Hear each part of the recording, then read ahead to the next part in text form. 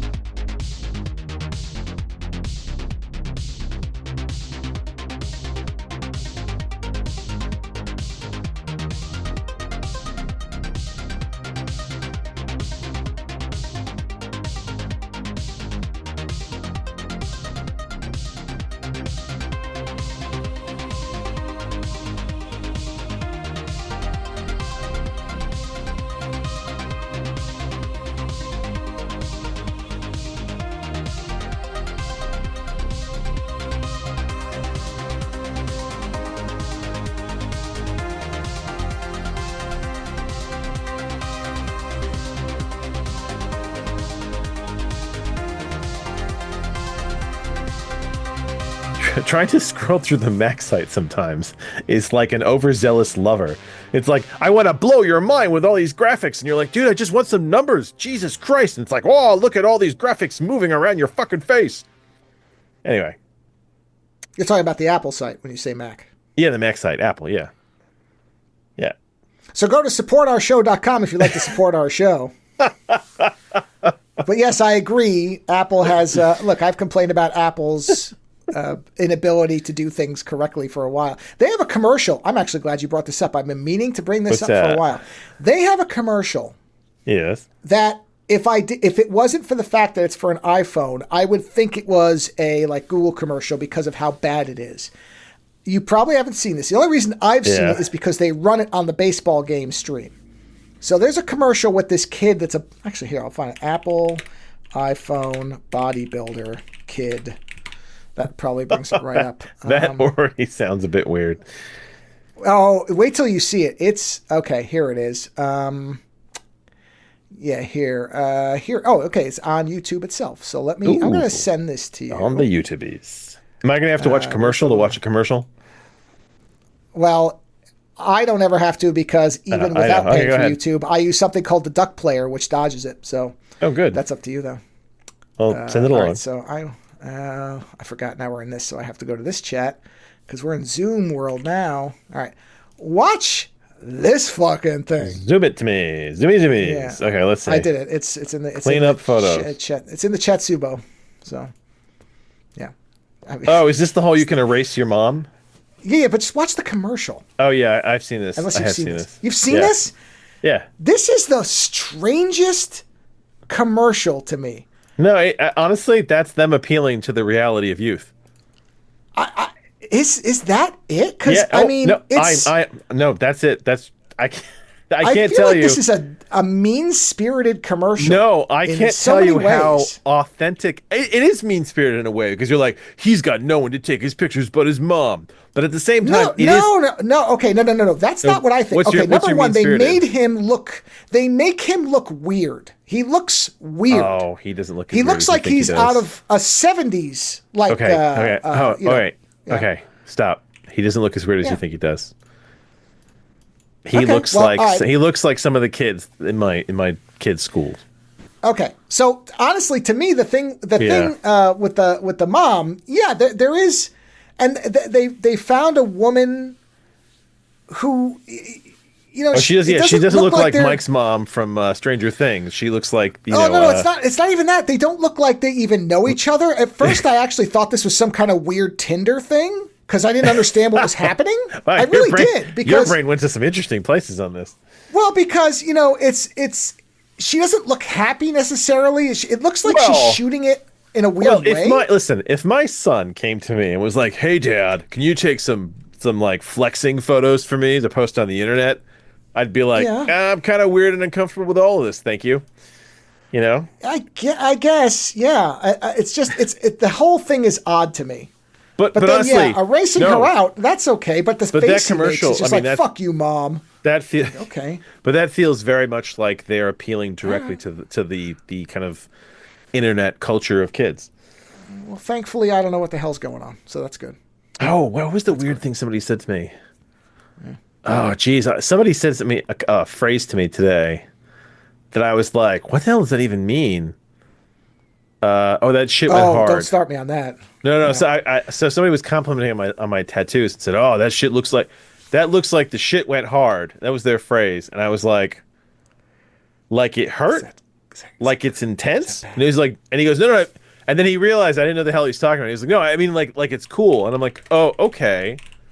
At least that was their phrase. And I thought, I get a regular stream of that because my wife works with a young person, and he will say things, and she'll say, what the hell does this mean? And he'll explain. I thought that he was commenting on like how much it looked like it hurt, because I get that a lot. Yeah. But I noticed 86 is now coming into nobody knows what 86 means, so that's all over the place now. Isn't 86, isn't that go back to deep sixing something? Isn't it like a phrase to it's very old, but now I guess everybody's forgotten, so now it's popping up all over, and people are like, what does 86 mean? It's on Urban Dictionary. It's one of their top 3 results, which tells you that people are trying to figure out what it means. Yeah. Number 3 is crotch fruit. What is crotch fruit? Obscenely obnoxious young child who can't seem to behave in any place at any time. Crotch fruit. Wow. Isn't that a way to describe someone's kids? Example phrase, that little crotch fruit almost made me drop my tray. Ma'am, please keep your crotch fruit away from the knives in the kitchen section. That's terrible. I like that one a lot. You know? I mean, listen, these are creative use of words. It is, yeah. Shakespeare would be proud. Honestly, if Shakespeare was writing plays today, crotch fruit would be in there. Absolutely. You know, because the thing is, I was explaining this to my son. Wait. Go ahead. I looked up CAP, C-A-P. Yeah. Because my wife brought this up the other day, that CAP is apparently the young lingo for lying now. And I looked it up because I was curious. Yes, it is. It's CAP. So, and Urban Dictionary, sure enough, comes up. CAP. How would you use that? Here. I'll give you a usage which I absolutely did not expect. Okay. Example. Yo, that's Cap. I didn't fuck the dog. Now, I assume that in that instance, the dog doesn't refer to a dog. I think that's probably supposed to refer to but an ugly woman. I wonder how the hell that happens. Like, where does that phrasing evolve from? Does it say? Here it is. Originally from kneecap. Kneecap? What? That's what it says. Originally a kneecap. But how does kneecapping somebody and lying become the same thing? Look. Are you really looking for logic and how? I am. I am trying to understand how language. I'm trying to find the etymology of how phrases happen. You know. That's all over. What I was trying to say, I was trying to explain to my son that because he's doing Shakespeare now for the first time, that in Shakespeare's time, he was like popular lowbrow entertainment because he's talking about going, oh, it's all this high literary stuff. I'm like, it's not high literary stuff. I was like, it literally is all sex and dick jokes. I was like, now we look at it and we realize because it's so cleverly written and because it sounds highfalutin. But the thing is that they were trying to entertain the masses. I was like, Shakespeare was like the fucking I don't want to say, he was like the Michael Bay of his time in that respect, where he was just trying to entertain. You know what I mean? So that is one of the things that somebody said, and unfortunately, I was like, yeah, you know what? You're right. They said, before you make fun of all the weird language that young people use, remember Shakespeare was the same thing. And I'm like, fuck, that's true. Yeah. And it is. Oh yeah. I mean, he made up a ton of words and a ton of phrases. Cap may someday be a hallowed word. What was it? For a while, were people saying redonkulous or something like that? Sure. I hated that phrase. It's still around. Yeah. I mean, it's seen as an older, language, but it's still around. As we know, is constantly evolving. And 100 years from now, you may not even fucking understand what the English is. That's why, what's that movie?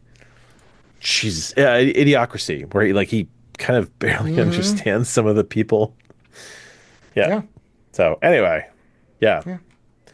The Apple website is too involved. Yeah. It is.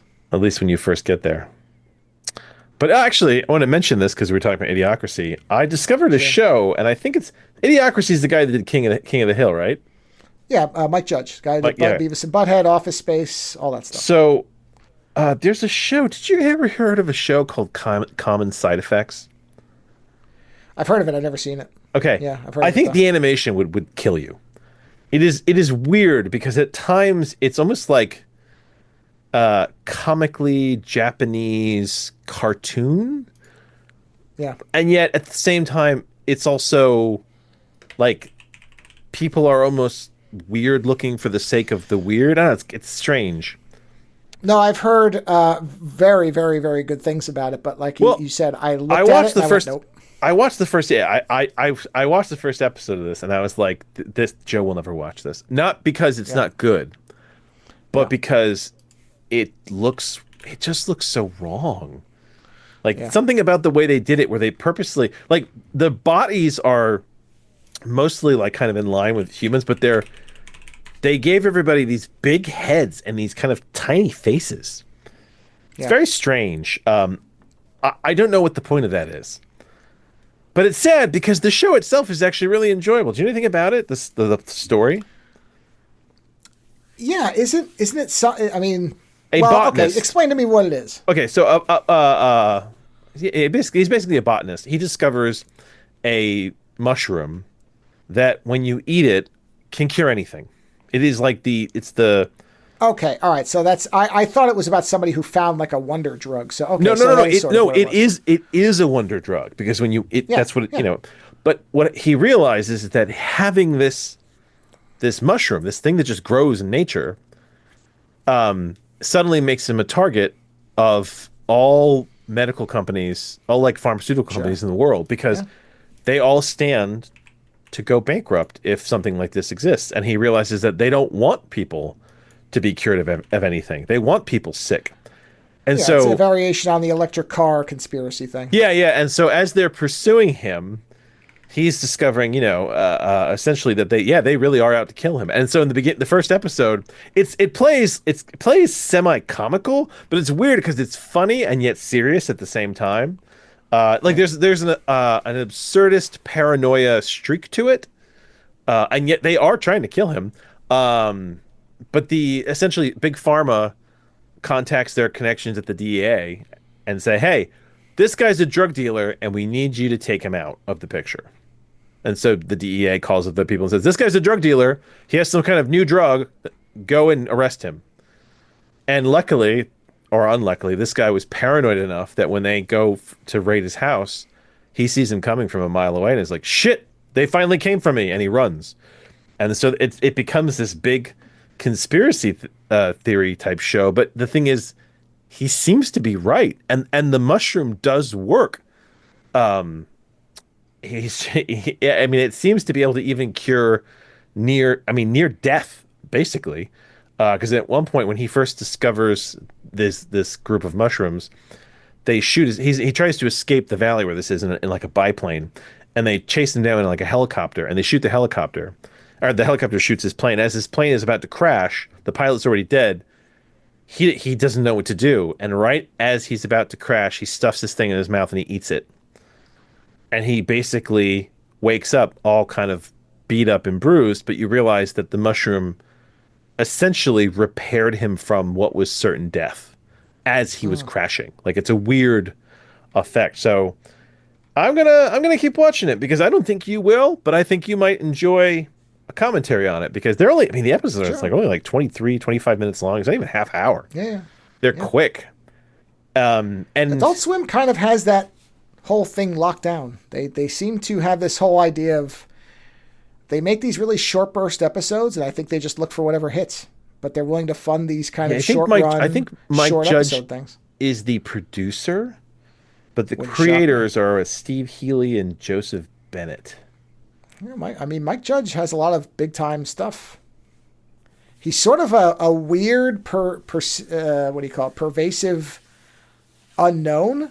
Because most people don't know who he is, and yet almost everybody knows at least one thing he's made. Yeah, Mike Judge is one of the executive producers. Is huge among a lot of people. Yeah, which I never liked that show at all. I thought it was fine. I never thought it was good or bad. I thought it was, okay, yeah, they took the one character from Beavis and Butthead and they made a show around him. Okay. I remember when it was on, I would watch an episode here and there, but I never followed it. I was like, okay, yeah, this is the Beavis and Butthead thing, but I always found Beavis and Butthead to be funnier just because they were so stupid. I think I grew out of... Like I said, Office Space is still considered one of the great kind of satire movies. Idiocracy, I forget. obviously. I always forget he did that. And then Silicon Valley. Yeah. Which I think is probably the best send-up of tech bro culture. It's so good. It's so accurate. It's really amazing that show was made that way because there's lots of people from the tech industry in it. And I don't know if they didn't realize because it was so smartly written what it was doing. Because boy, oh boy, does it make everybody look awful who's involved in that thing. Which, in fact, the other day, hilariously, there's an episode in Silicon Valley where there's a guy, a graffiti artist named Chewy. The character's name is Chewy. Yeah. And he's a Latino graffiti artist. Is he like a Banksy? Well, no. Basically, you've never seen the show, right? You haven't seen the actual show. Okay. So, what's his face? TJ Miller plays somebody who he's supposed to be like somebody who actually exists, but he made a relatively successful app, sold it for like $1 million, and has kind of been drafting off that, looking for somebody else that he can invest in. Because that's the way all this venture capitalist bullshit works, right? You fund somebody and then you get 10%. And if they get $1 billion, then you just made however $100 million. So he's basically letting all these people develop things because by developing it in his house, he then gets a percentage of it and he can claim legal right to some of it at least. And so the main guy, Richard Hendricks, that character, has come up with something that is like super compression that can make, let's say, a movie file that's normally 5 gigabytes be 5 megabytes while losing no quality. So it would be amazing if it worked. It's not real, but it is a form of compression. And so there's a point where it's catching on, and so they establish the company. And he says, all right, we have to have a really cool logo. I don't want to just use the same bullshit logo everybody else does. Everybody just does lowercase letters. Facebook, lowercase f. PayPal, lowercase p's. Like, it's boring. He's like, I want to go and get somebody who's, like from the street, like edgy. We need something. And he goes and he finds this guy. And this guy's literally a graffiti artist who's about to get shot because there's guys driving around. It's like, yo, we got to leave or I'm going to get shot. And he's like, I want you to do our logo. And the guy does it, and he does this logo of the Statue of Liberty being fucked by like an Aztec god, like with full penetration. And hold on, it's you gotta look it up. It's Silicon Valley. Look up Chewy, Chuy, I think. So just look up. I think if you just look up Silicon Valley Chewy logo, it'll probably come right. It is fucking hilarious. Okay, well here. Okay, I found it. Yeah, here it is. All right, let me copy this for you. Copy image address. Here you go. Yes, he paints this on their goddamn garage, which is funny. And but anyway, so this guy, we were watching. That's Pied Piper. That's the company. That's their fucking logo, huh?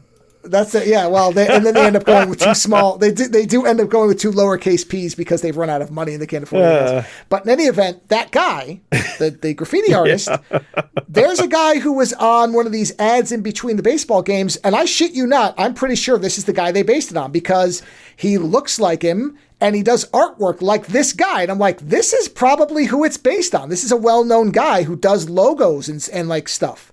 And I'm like, Jesus Christ, this show.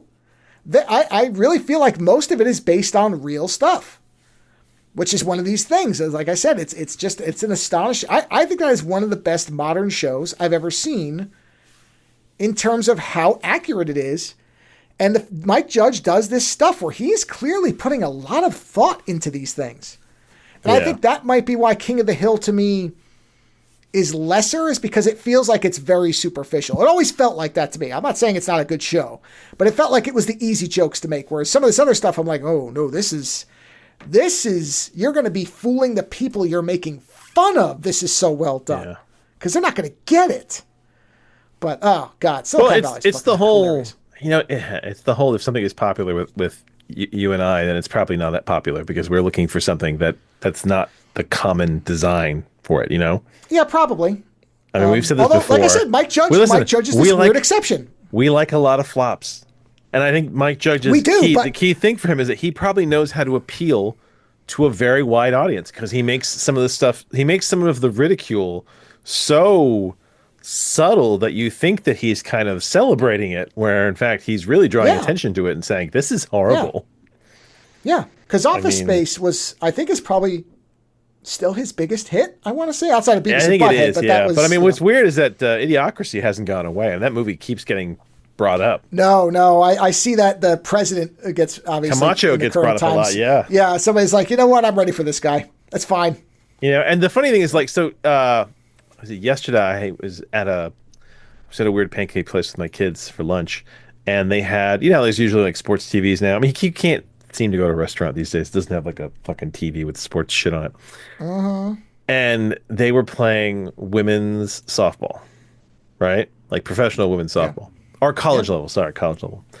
And normally, I don't give a shit about sports, so I normally don't pay attention. But I happen to really dig the look of female softball players. So I have no problem watching it while I'm trapped in a restaurant. And I noticed this thing that they would, like, zoom in to be like, oh, the coach of, I don't know, Texas is talking to their players. And they would zoom in like, the dugout where the coach is talking to, like, one of the players, but that's only half the shot. The other half of the shot is the ass of one of the women that's, like, about to go up to bat, and it's like, and so it's like they're talking about the coach, which is, like, blurry and behind some fencing, whereas the ass of the girl that's about to bat is, like, perfectly zoomed in. And about the third or fourth time they did something like that, I was like, oh, okay. I get what the cameraman's doing. I was like, I get the feeling that somebody somewhere was like, hey, sex this up or it's not going to sell. And they were like, okay.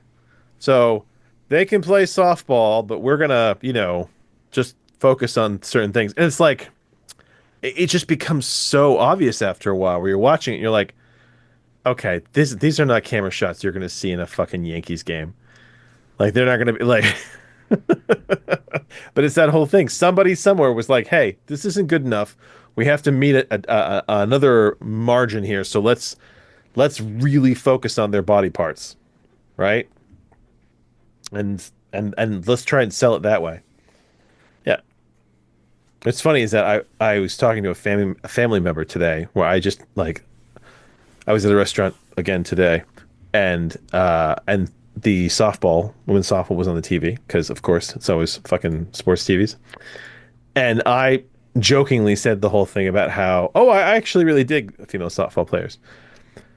And I had a family member that said, well, there's no other reason to watch, right? And I was like, that's not what I said. I was like, I don't like sports, period. I was like, I wouldn't watch anybody play sports. I'd rather play sports. I was like, but if I have to watch sports, I'd rather watch women do it than men, because I find them more pleasing to my eye. And he's like, yeah, but that's the only reason to watch it. And I was like, no. I was like, do not take this as a mission statement from me. I was like, I was getting my phrasing was getting used to be like, yeah, women's sports suck. And I was like, no, I didn't say that. I think all sports, I'd rather, I don't want to say sports suck. I don't want to watch them. But if I am stuck someplace that, and it's funny how that gets twisted around into, but yes, they inevitably, all these movies, all these stories, all this everything, it's all a business, and they have to figure out a way to market it, and they have to figure out a way to push it. And that's why commercials lie. That's why advertising lies. That's why trailers lie. Because they can't sit there and say, you should watch this movie because it's so deep. They have to be like, okay, this is a weird fucking movie. What do we sell up? Let's sell it. It's an action movie. Let's sell it as an action romance comedy. And you're like, really? I was like, this is a traumatic A24 movie. They're like, no. Just pull out the right scenes and we'll sell it. I mean, how many movies have they done that with? Where you see the trailer and then you go to see the movie and you're like, is this the same movie? Like, what the fuck is this about? I'm trying to think. What was the famous one that they tried to sell as an action movie? And there was like they basically took the 2 minutes of action in the movie and like kind of shoved it through the trailer. I know I can't remember, but yes, I know what you mean. There's been a couple of instances of that actually. But yeah, that's what I mean because it's all advertising is. I don't call it a bane, but it has become so weaponized that you almost need to. Well, first off, you need to not pay attention to ads, but even still. Right. You need to almost have like an opposing effect with ads where like if an ad says this, then you know that's obviously like the lie. Like, right. Everything about it. It's like if sexy people are smoking cigarettes, you know exactly, who's not smoking cigarettes or something like that, Yeah. It's very rudimentary, but yeah. So, yeah, I guess you just can't trust advertising because really they just want to get you in the door. They just want your money. They don't care what the product is. And it goes to movies and things like that, where it's like, why did they make certain decisions? This same family member was arguing with me about decisions that Marvel makes and saying that they can predict what Marvel's going to do because basically Marvel's focused on the lowest common denominator. And I was kind of like, I don't completely disagree with you. I was like, but I don't know if it's that extreme, but maybe I'm wrong. Maybe I have rose-tinted glasses, and I think that there's still a shred of, artistic decency someplace, and that it isn't just about selling the product. Maybe it is. I think it starts with an artistic goal. I think A24 is still making artsy movies. Yeah, no. There are places, but I don't know if Marvel is. I don't know. I was trying to think, what the hell? Somebody was just pointing this out, that they're like, well, do you really think that Marvel would allow that, whatever this story that these superheroes are most known for, and I can't remember what it was. But I think that is the problem is, and this is tied into a lot of things, right? Marvel is a subsidiary of Disney. Okay? Yes. So a Marvel That's really film, all you need to know. Well, it is, but for context, the reason that a Marvel film can't vary too far from a formula is because if it loses money, whether well reviewed and well received or not, that will then reflect on Disney and their investment in Marvel. Yeah, and they don't shares care go down, if it's a masterpiece if it doesn't make money. Yeah. Yeah, and this is why we love more flops than successes. Yeah. I mean, Blade Runner flop. It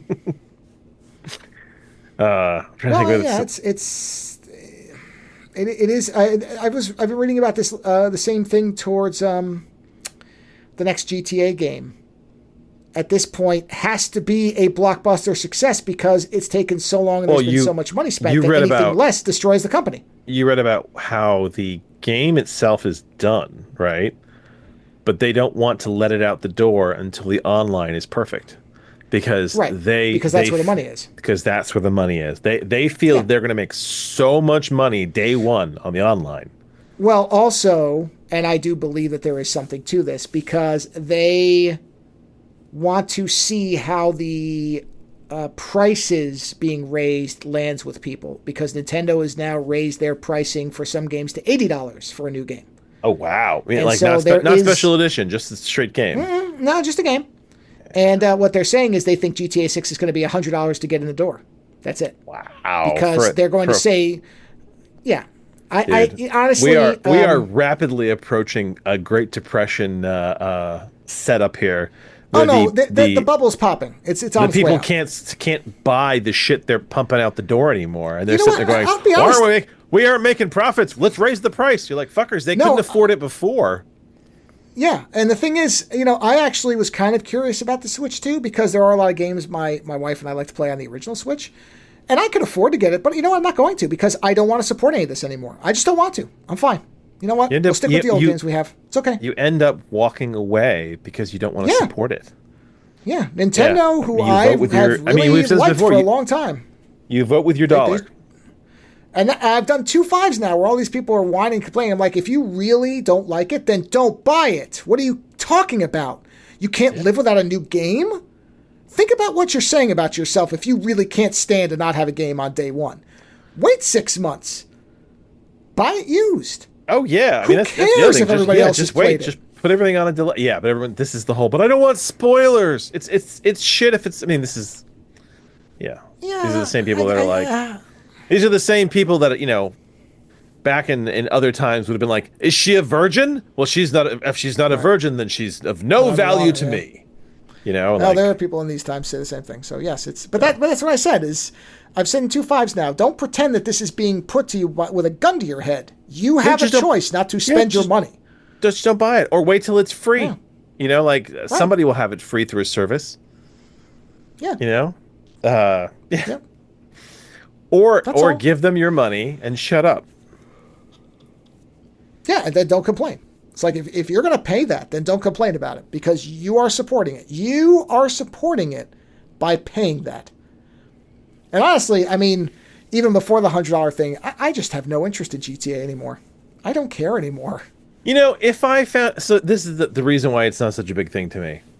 If I found out it was co-op, like the game itself was co-op, although I have a terrible suspicion that if that game was co-op, you and I would be playing as a married couple, which would be weird.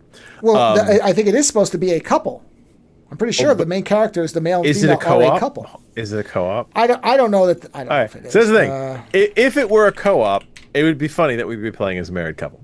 That said, I don't think it is a co-op. Therefore, it means nothing to me. And actually, GTA Online, the original GTA Online was kind of, in the beginning, the worst society had to offer me. It was full of murderous psychopaths, and I lost interest in it, like, within 2 minutes. Yeah. And the only reason we went back to it is because you made it so that you could silo yourself off in your own dimension. Once it was just you and I fucking around and doing random missions, that was good enough. I mean, we did that as basically a placeholder till we found some other game we wanted to play. But let's be honest, it was a placeholder. Once there was something else, we bailed off that in 2 seconds. Oh, yeah. Yeah. And that's what it is. So if the game itself isn't co-op, I don't give a shit.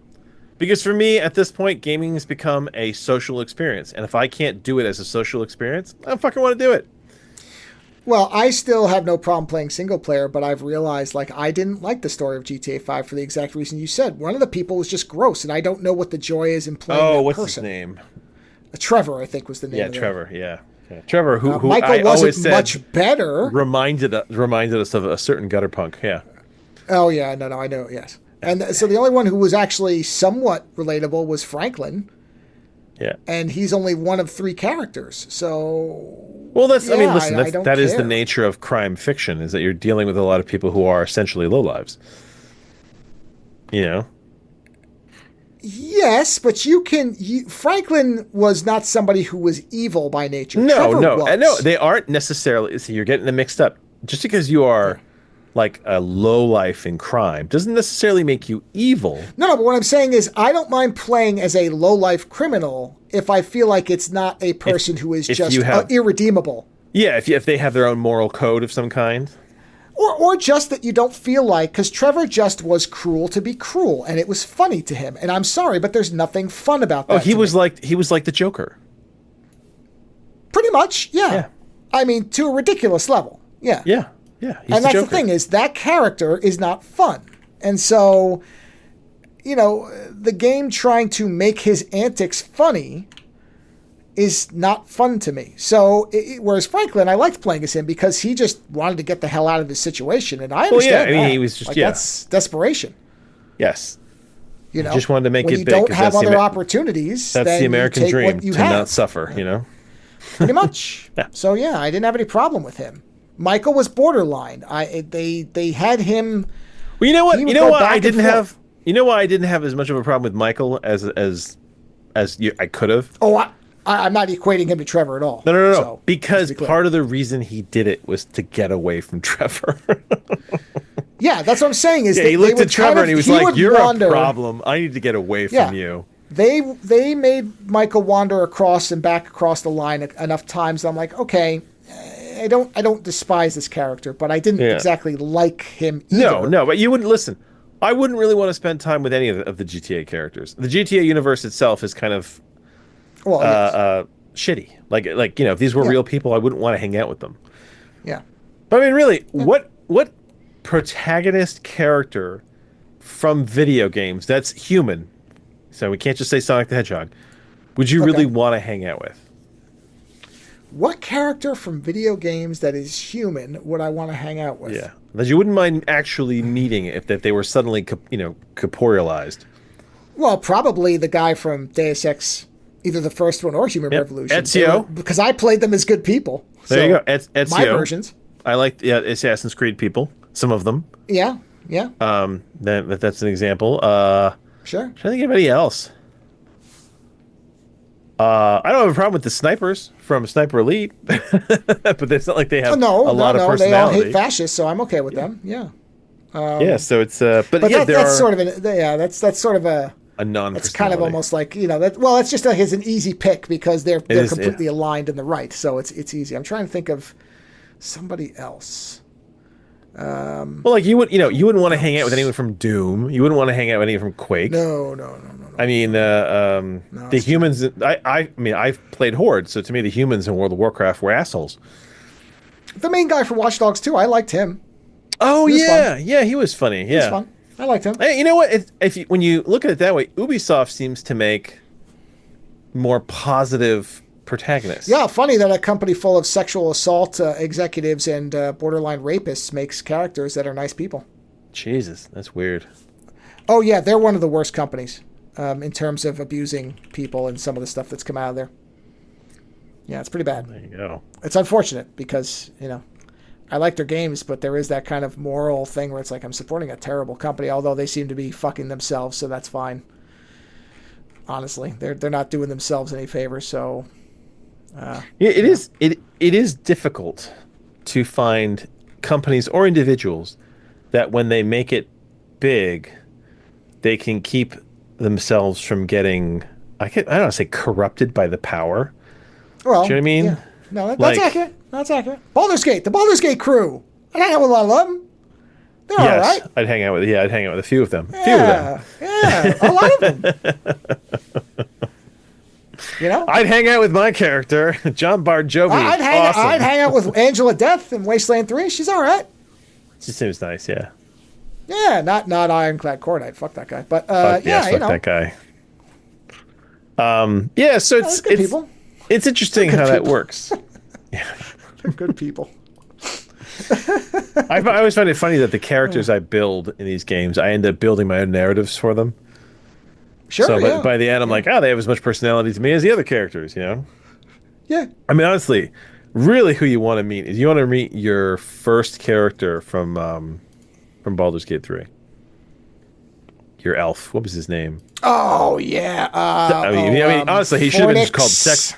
He should have just been called Sex Machine because everybody wanted to fuck him. He was long range, polyamorous, lover of everybody. Yeah, he was awesome. Constantly made sex faces, even in the face of danger. Yeah. Yeah, no, he'd fuck anything, anytime, anywhere, and make sure that they were having a good time while it was happening. That character ended up being more fun than the fucking characters from the game. Yeah. No, my elven. I'm trying to think of the right word because I always pictured him as a very giving lover. Like he's very concerned to make sure that he's secondary, the other person's first. So there's like a word for that. Oh, so he just really likes to likes to give. He's my elven accommodating sex lord. That's weird too because he wouldn't be a top or a bottom, wouldn't he? He'd adapt to whatever the person wanted of him. Well, yeah, it's whatever role would fit him best without making a joke about it, but. Yeah. My elvish accommodation sex lord. That's pretty good. Accommodating. That's it. Accommodating. That's someone's fun to hang out with. That's what I would think. I mean, don't introduce him to your mom. I mean, and not to mention, if shit goes down, he can fire an arrow into something's eye at 30 miles. Like, that's the best thing. If an orc crashes your sex party, he can shoot them through the window before they break anything. That's what you want. As opposed to my character in our first run, who was a warrior that had like negative charisma. That I walked in the room and people would be like, "I'm gonna fight you, you dirty fucker," and you'd be like, "Well, you're gonna die then." Like I couldn't charm my way out of I couldn't charm my way out of the dark room. I think wasn't it the first run? Wasn't it that I was appealing to all the men and you were appealing to all the women? Yes. Because I kept trying for. I was appealing to all the women. Which is weird. It was a weird effect, especially since I had so little charisma. Yeah, but Overlord wanted you. But that was fine because I you know what, I was willing to walk down whatever road opened its path to me. Fine, whatever. And you did. Yeah. Yeah. So, man. No judgments. No problems. No judgments. Whatever. Well, I actually have a movie review. The only high-functioning open relationship I've ever seen work was the one in that video game. Well, that's because Well, yeah. Was it the source? Yeah. What's his name? Astarion. Astarion. No, it wasn't Astarion. The first time you were with the Warlock.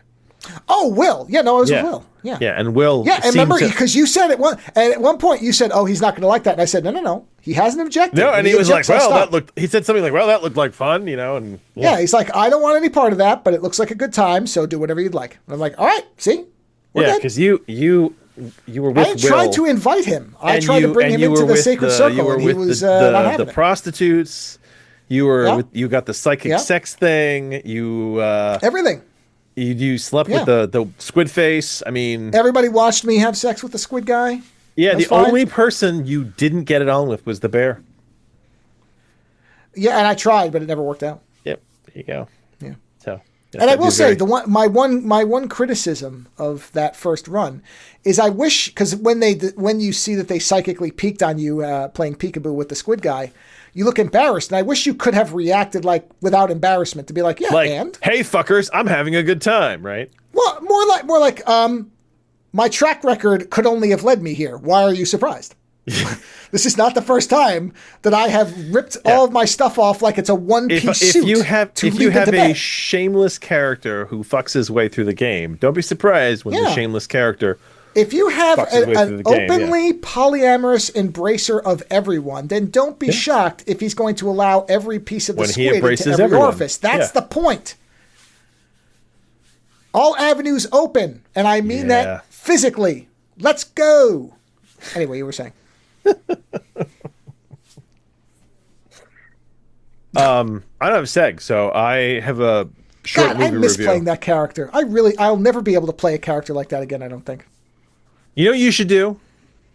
We should play we should play it again. We should play Baldur's Gate 3 again. And you should play as like his sister or something like that. Ooh, that's a great idea. And play it but play it as like the female counterpart, like, since we recorded it, I can get all the stats the same. I can try to replicate it, but in a female body. But play it as like the female, like his sister, his sibling. Actually, what I should do is play it as a hermaphrodite. Can you? Is there a hermaphrodite? Well, I believe you can have you can't have both. I don't think you can have both sets of lower genitals. Have both, but I believe you can have breasts and a penis. Oh, you can. Yes, you can be. Yeah, you can mix. So I could get as close as possible, and that might allow for some really interesting stuff. So I will probably do that. And just try to androgynize it otherwise, but I want to have. I'm gonna play as an explosives gnome. I think next time. I'm gonna look into this. I will research this. But yeah, playing as a sibling of Fornix. Yeah. Like you even have to. Didn't Fornix have a last name too? Yeah, it was Lignia. I think it was Fornix Lignia. Yeah, so you have to have another Ligny. Yeah, the first name will just be different. It won't be Fornix. It'll be like. Well, no, because it's Fornix's sister.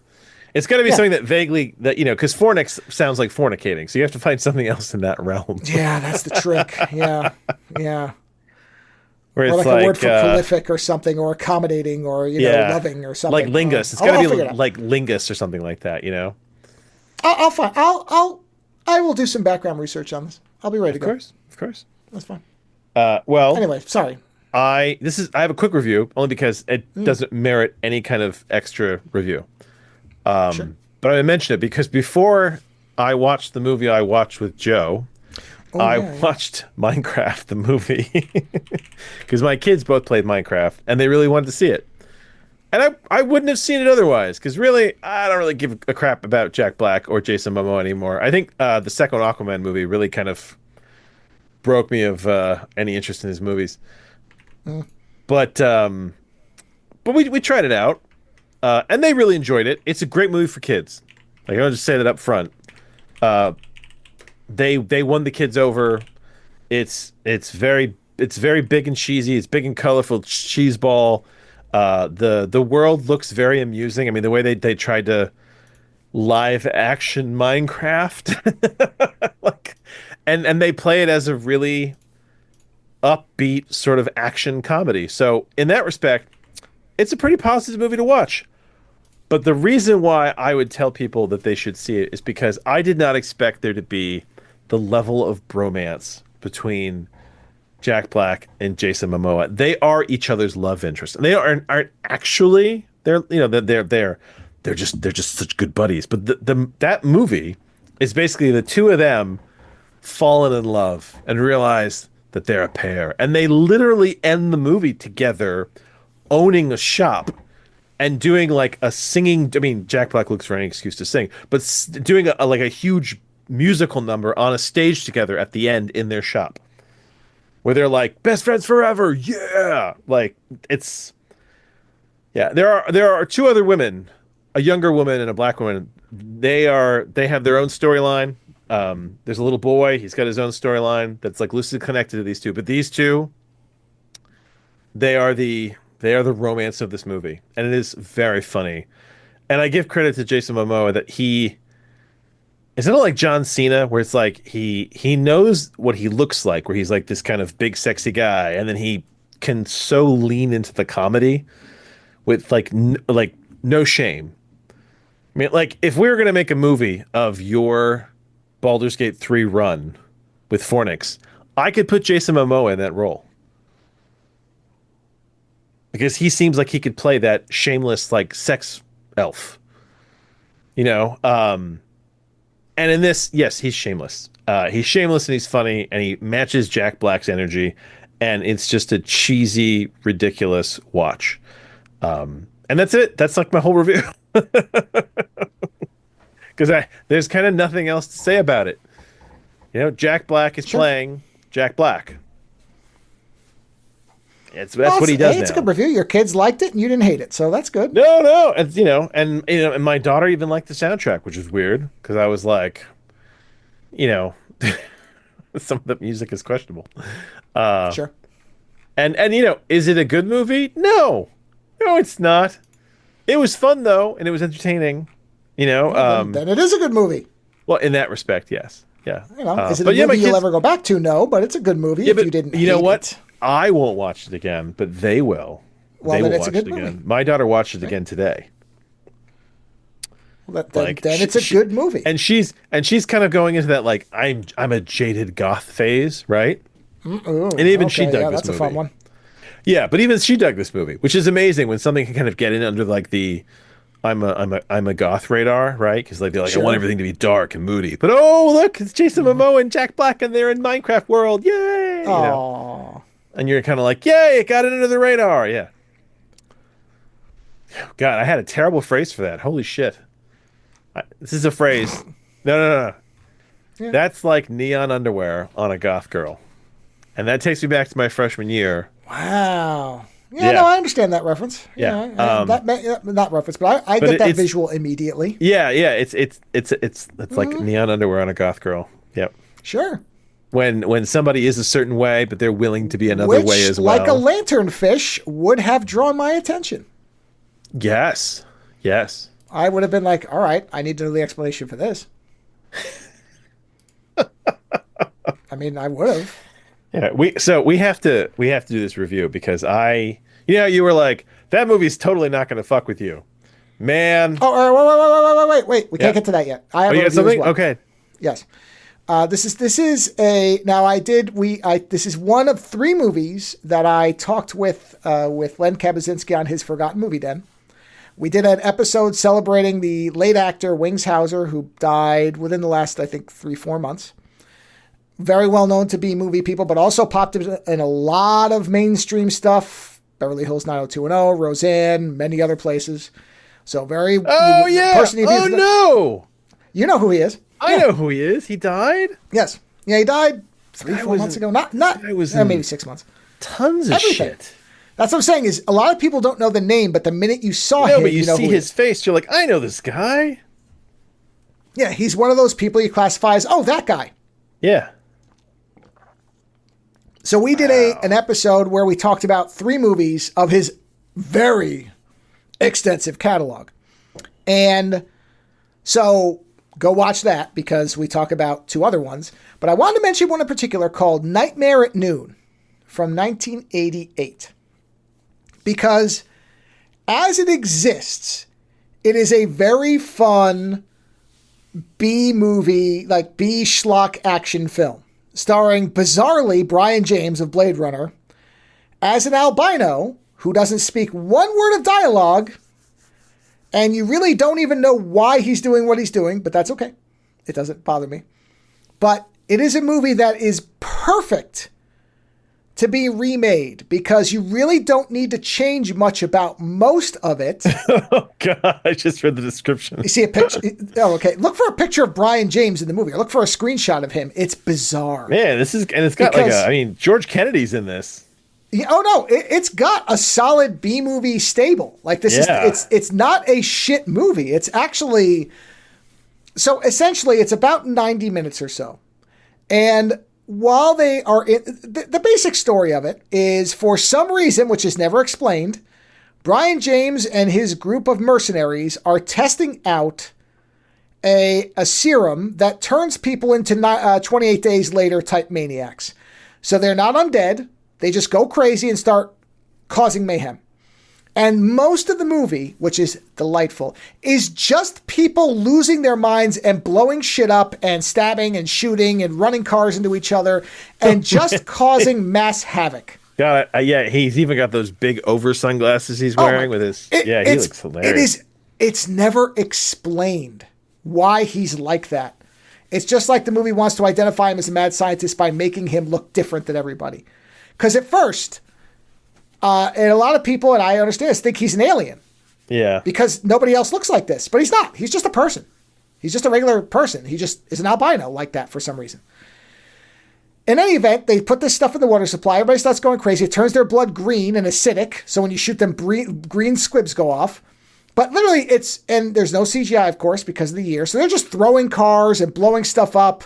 There's one part where they have a guy get thrown off a motorcycle that explodes, and he's on fire. I don't think it was planned, so I'm sure they put him out. But he's flying through the air on fire. His ass is on fire, literally. It's great. And while the movie's doing all that, it is an absolute delight. And then for some weird reason, the very end of the movie, they leave the city and they go out into what looks like Utah from the beginning of Last Crusade. Like they're out in the middle of nowhere now, chasing down Brian James. And Wingshauser plays a attorney, so he's not really the lead. Bo Hopkins is the lead, and he's kind of one of these classic, I was a cop, but I decided to just shoot a pedophile in the head, and since I didn't follow procedure, they threw me out, and so fuck them, I'm just going to be a vigilante on the road now. Which is fine. That's a very standard kind of mid-'80s, mid-'90s kind of action hero staple is that follow my own rules. And if those rules don't apply, then I guess I got to go my own way. I'm Cobra, that kind of shit. Crime's a disease, I'm the cure type of thing. That's fine. So they get in the middle, they're on horseback, they get to it. And they get to a point where Bo Hopkins confronts Brian James, and they're doing like a classic, it turns into a Western. The two of them are on like having this standoff where they're standing there. And suddenly each of them has a helicopter come up from behind them. Which honestly, in a movie like this, is inexplicable yet beautiful. Where they just suddenly each summon a helicopter. And then Bo Hopkins shoots Brian James. He falls down. And he takes a vial of his Teenage Mutant Ninja Turtles mutagen, shoves it in his mouth to overdose him on it and make him like melt down. And he has this great line, which, what's the line? There's a really, really good line that he delivers, which I actually think is legitimately a great, let me see if it's on the quote because I want to get it right. I should have clipped it, but I was doing this I wasn't anticipating talking about any of these on here, but I really wanted to mention this one because I think it is so ripe for a remake, but I also think it's a lot of fun by itself. And this one is it's $4 on Amazon. It's well worth $4. But the line is, here's the quote here. Let's see. They don't have that one? All right, it's something where he says, as he's dying, he says to him something along the lines of, if you ever get any time off in hell, you be sure and come back and see us, all right? And then the guy like gurgles to death. It's a great line, the way he delivers it. I'm like, oh, that's good. That's a good line. I like it. But then after that, so that would be, in a normal movie, that's the end. Villain defeated, hero won. Right? That's it. Yeah, yeah. But then after that, these two helicopters chase each other around for a little while. None of the main characters are on them. And then one blows the other one up. And then they go to the ending where basically the female sheriff, which is George Kennedy's daughter, says, stay here, be the sheriff. He's like, no, I got to walk my own road. He does the Jack Burton thing. He does the Jack Burton thing where he's like, no, aren't you going to kiss her goodbye? No. Although he does kiss her and then he like walks off. But I'm like, why would you not? That ending is so weirdly incorrect. Like it's made incorrectly. I don't know how else to put it. But there's lots of these little things in the movie where I'm like, these are really actually smart writing things for... So the way it spreads is anybody who drinks any of the water becomes one of these things at different speeds depending on how much you ingested. So at the beginning of the movie, George Kennedy drinks coffee with the water. So you know that he's going to turn. But because it wasn't just entirely water, it's taking him longer, and he starts to realize it. And the thing is, I'm like, okay, and his daughter is like his deputy. So in a cliched movie, he would turn and she would have to kill him, right? That's what would happen. Yeah. So I was waiting for that. But then they get to this point where Kennedy says, all right, we need to corral them at the movie theater. And when we get them there, you get the drop on them. I'll lure them in. And I think the reason he's saying that is because he knows he's going to have to die. So he gets them there, and they're all shooting at these guys in front of the drive-in screen. And he now suddenly starts to really, like he's fully turning now, like he's becoming a maniac. And he realizes that he's got like this much of his mind left. So he runs out screaming and he's shooting at them. And one of them has a flamethrower and lights him on fire. And since he's engulfed in flames, he dives into their van and blows it up. And the thing that's clever about it is we as the audience know he's infected. We know he's turning, but none of the other characters ever find out, including his daughter. So he spared his daughter the knowledge that he was going to die, and he died a hero in the minds of everybody who saw it. Interesting. Even though he would have turned on them. Yeah. And I'm like, that's not what a normal movie would do. I really, really liked that little tiny thing. Because even Len didn't notice it. And I'm like, yeah, they didn't know. He died before they could find out. Kind of subtle cleverness there. Yes, you just assume, right? You just assume because you know that they'd know, but they don't know because you're the audience watching. Yeah, because at one point they ask him if he drank anything and he says no, he lies. And so, then inevitably that's when the surprise is they don't know. So suddenly like you could see the map of where a normal movie a lazy movie would go. But I like the fact that as far as anybody knows, and technically, I mean, he did rush them. So he used what was left of his cognate mind to rush them knowing that they would likely kill him. And then dove into the truck to blow it up with all their equipment. So nobody knew. Nobody knew he was infected, and it looks like he was just heroic, which he was, but not as selflessly as you might think. But still, he preserved himself in his daughter's mind. I just like it. Stuff like that, I'm like, this is not just a throwaway movie.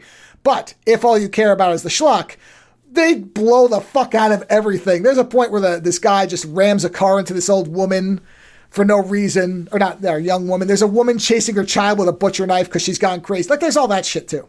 Yeah. So it's got all the fun stuff. But it's got these little moments where I'm like, I could see this movie being remade. Fix the ending. Because even Len said that was his one problem with it, too. It sounds like a Robert Rodriguez remake. Oh, totally. Yeah. Absolutely. I could see this as a Robert Rodriguez film. But I would actually highly recommend it to people. We talk about it in more detail in Len's show, so I'll point that to Len.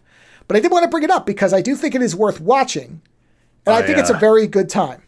I just wanted to share something very weird. I only found this because it linked off of the IMDb for this movie for some reason. Mm-hmm. Did you know that Martin Sheen has a brother who is a B-movie actor that looks like him? What's the name? Joe Estevez. Oh my God, he's related to him? That's Martin Sheen's brother. I know who Joe Estevez is. I thought that was just coincidence. No, that's his brother. Oh yeah, I've seen a lot of stuff with Joe Estevez in it. Yeah, I thought that was why he named him. I thought it was a stage name to make it because he looked like Martin Sheen. That is his brother. Wow, good for his brother, man. I've seen that guy in a ton of shit. Yep. That's amazing. Yeah, I mean, Wow. Apparently, he wrote an autobiography that was called "Wiping Off the Sheen" or something like that. Oh, that's hysterical. Is that what it's Wow. called? Where is it? He Wow. is one of the Joe can be seen weekly on the TV series Hollywood Joe, and as the host of the critically acclaimed Faith Film Festival in New York City. If you want to read about Joe, pick up a copy of his book "Wiping Off the Wow. Sheen." There you go. That's great, man. And I saw the picture and I was like, "That looks like fucking Martin Sheen." Well, And I was like, and I just assumed it was a guy who took the stage name because he kind of looked like him. "Yeah, he kind of looks like him There's because a he's famous fucking guy related to him." there's a famous guy who took the name Bruce Lee because he kind of looks like Bruce Lee and would be cast in those roles. So I thought it was something like that.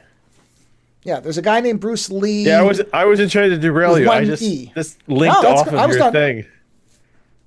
No, I was done. That was it. I would say funny. for $4, Yeah. if you have any interest, you should absolutely watch it. And like I said, it's got enough little touches that I really liked it. But like I said, I don't want to go too detailed because go watch the thing with me and Len, where we talk about those 3 movies. We talk about that Brian movie. James is a weird albino. Yeah. Oh, it's so odd. That role is so odd. And Brian James is such a weird actor because there are roles you can see him in where he doesn't come off necessarily weird. Like when you see him in Nemesis, he's very polished and he's like kind of good looking in that, right?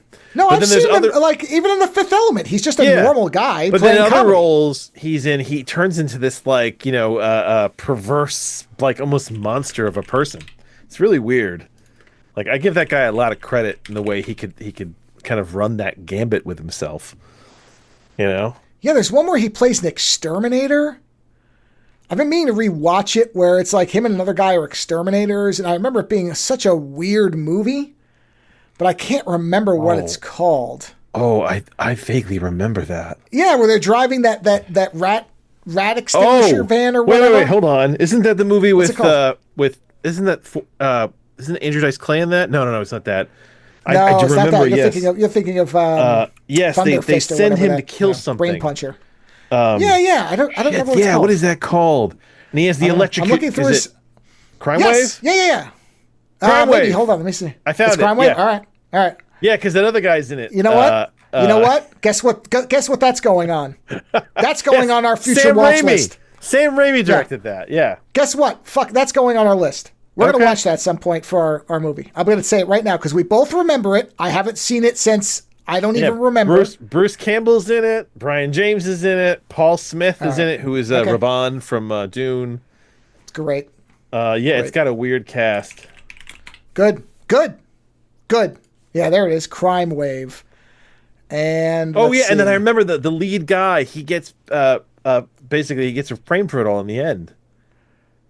I barely remember it. The owner of a burglar alarm company and stalks the partner who hired them with his wife, and a nerd framed for the murder tells the story in a flashback from the electric Oh my God, the Coen brothers wrote it with Sam. Oh, we have to watch. Yeah, we're watching this. Yeah, we're watching this. Yeah, I remember this movie. I remember the driving part with the van and certain little segments, but I barely remember it. Okay, we're watching that. Because the lead guy. Oh, I can't remember what the lead guy's name was. But there was like whatever. We're gonna watch it. We'll find out. We're gonna fucking find out. We're gonna fucking find out. There you go. I'm glad you found it. Because we're gonna watch it. Bruce Campbell commented that the film wasn't released; it escaped. Yep. See, we're gonna watch this. God. Yep. That's a great fucking description. Yep. It wasn't released; it escaped. It escaped. Yep. That's great. That's excellent. All right. Well, anyway, yes, I wanted to mention that because I do think it is worth watching, especially if you like B-movie action films. It's a very, very entertaining movie. And but we also talked about Mutant and Watchers 3. So I will leave all that commentary in there. We talked about 3 movies. So it was a very, very good time. And yeah, Wings Hauser, one of those guys. So, but yes, Lando and I did watch another film. Therefore, let me cue this.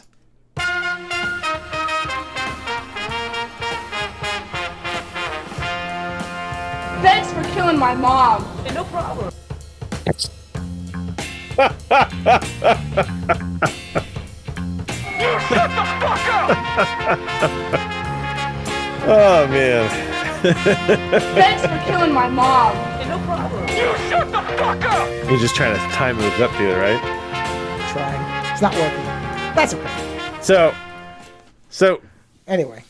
Joe said we were going to watch Mad God, and I know what this movie is, and Joe had seen it, and I was worried because I was worried this movie was going to get in my head, and it was going to do bad things. And Joe, I remember we watched it last night, and Joe was like, "No," he's like, "This is fine." He's like, "It'll be good, nothing." And I finished the movie, and I was like, "No, this is pretty good. We're fine." Motherfucker, the dream I had last night. I had a lot of trouble falling asleep. And I don't know why. But, I mean, it could have just been my own, my normal insomnia. But when I finally fell asleep, I had a dream that you and I were, I don't know if we were, I think we were angels. I think we were angels or demons or some kind of. Oh, we're angels, all right. Cosmic beings. No, because you were dressed up like Crowley from Good Omens. And I was dressed up like Is it Alistair? Wait, which one's which? Which one's Crowley? Crowley is David Tennant. Oh, thank you. Good. Yes. No, you were dressed up as the demon, Hooray! and I was dressed up as the angel.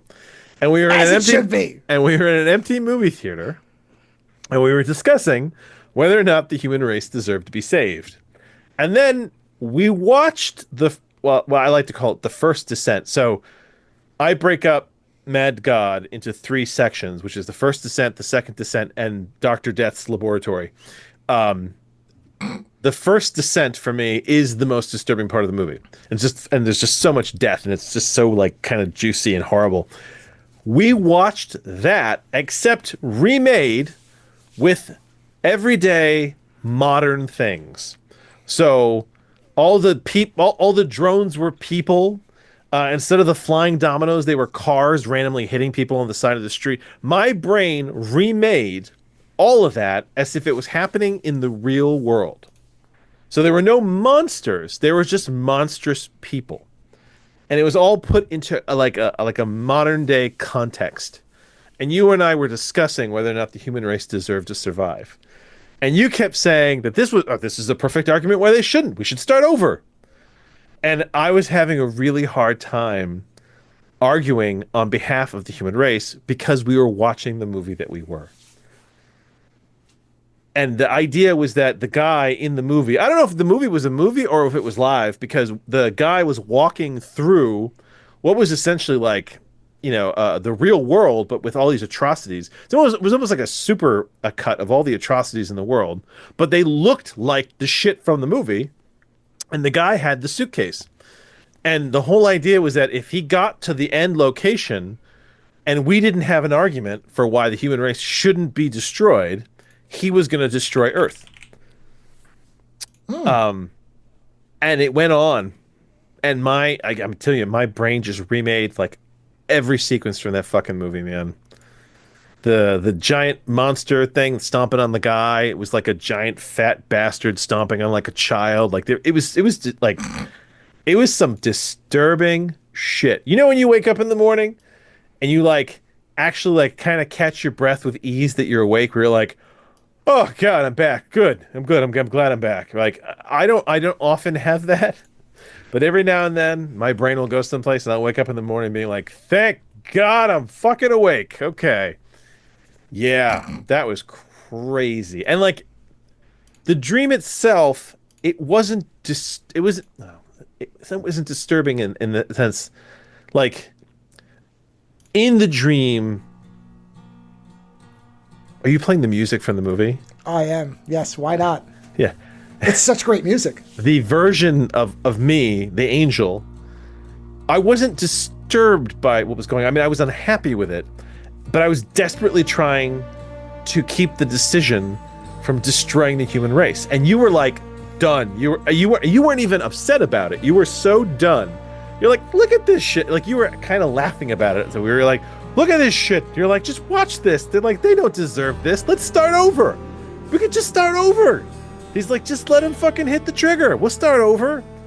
And yeah, man, I tell you what a strange dream that was. Yeah, Mad God. I'll let you. Well, I'll that let makes sense. I'll let you intro. You know? I mean, yeah, but I mean, I tell you the weird things that my brain does. I'm telling you, man. It was well, the whole. Don't forget, our reaction to the Paradise Edit was basically that, where you were like, I don't like it because, and I'm like, I don't care, kill them all. Yeah, so exactly. Yeah, that's what it is you transcribed that. Well, you know what? Particular thing. Listen, very recently, Joe and I had a conversation about whether teachers should have body armor. Oh, I forgot to tell you this. I recounted that to someone else. Yeah. And that person totally agreed with me. That person was like, Are they a teacher? Are they a teacher? Not currently, but they have worked with young people before. Interesting. But not in a teaching role like you would. Then you know what? Maybe I just have a weird personality, because in my mind, I feel that teachers should have just enough body armor that they can help protect the kids and get them out of the school. Whereas this person said the same thing I did, which is, this person said, does he have kids? I said, yes. He's like, then you've got to get out, screw those other kids. And I was like, that's what I said. Wow. I said the same shit, man. Jesus Christ. In the end, your children are more important than someone else's, period. Which is hilarious, because I'm right there. Because even my wife was like, you get out, but you get those kids out with you. And I was like, yeah. Ideally, but we have such a contrary. You know what my wife me. said about me? I felt much better, because I'm like, okay, I'm not a sociopath then. No. My wife and I were talking about this, right? And my son was kind of sitting around hearing the conversation, and we were talking about, like, do you put body armor on the front or the back? And my wife goes, anybody else, you put it on the back. And I was like, why? And she was like, because as they run away, they're gonna get shot at, right? She goes, but for you, I want it on the front. And I was like, why? And she goes, because I know which direction you're gonna run. And I was like, I'm not, like, it's so weird, because I am not a heroic person. I don't necessarily think of myself as like a fountain of good, but I have this thing with injustice, and I get angry, and it's like, Jesus, if I were in a school and I had body armor and there was a shooter, I would want to fucking kill them, because my mindset is, how dare you? And I mean, well, here's an interesting thing. Yeah. I agree with your wife, but not with the same reasoning. What's so that? I also would tell you put it on the front, because to me, the idea of turning your back on a threat is insanity. You back away so that you know what's happening. Yeah. Unless you have a clear shot where you know you can run, in which case, who cares if you're wearing armor? If you feel there's no threat, then armor is pointless anyway. Yeah. But if you're worried, you have to face what that is. Yeah. So you know what it's doing. Yeah, we Joe and I had a whole conversation. This wasn't even on the show. This was just the two of us talking while we were playing video games. Yeah. But we differed. Yes, we differed. And so our reactions when it comes to movies like this, I think, are very different. And so I think my brain processed it. And I was the angel and you were the demon. And not in, like, an evil way, but in like Good Omens. Like, you were this well-dressed Crowley demon, right? That's awesome. You were all black suit with black nails, and you had a full head of hair. I'm thrilled already. Yeah, it was like jet black, and you had the red eyes, and you were good. And we were sitting in the theater, and I was in a all white suit with the vest. I had a white like a Hamburg on, and we were just fucking, like, we were arguing. We were just fucking good. There's the clip. Somebody clip that out. Yeah, we were arguing but we were arguing like it was like we were doing the podcast. Like, we weren't arguing, but we were like just fiendishly like discussing it. And you were sold, and I was having a hard time coming up with an argument against.